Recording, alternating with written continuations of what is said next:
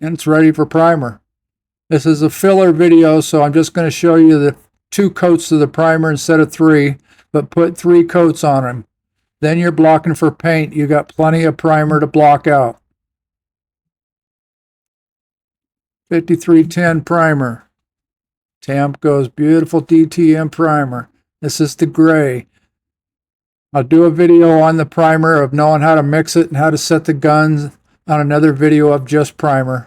But I thought I'd cover this up showing you Tamco's filler.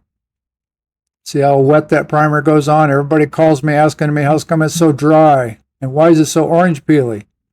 High build primer's got to be orange peely. That's when you block the peel out and get it down flat for perfection for paint. Don't try to put primer on smooth. Nice and wet. Just a nice wet coat. 1/8 you're going to reduce. 2/0 tip you're going to reduce. This is a 2/5 tip unreduced. See how wet it comes out? Turn your fan down to about 4 inches and crank your fluid out a little bit until it comes wet. And you'll run it if you put too much on it. Here it is all done. You can look into it sideways and kind of give yourself an idea of what it looks like under paint or under clear.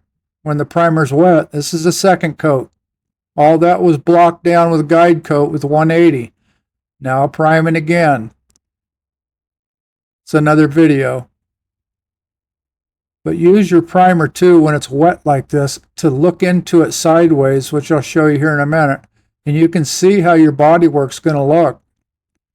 When you guide coat this black and then you block sand it with 180, you will see no black when you're done. And if you've got black spots showing as really low, you can sand some of it out, but most of the time stop, and you can use this polyester paste if you need to. 5310 primer is amazing. 3 coats and you're blocking for paint.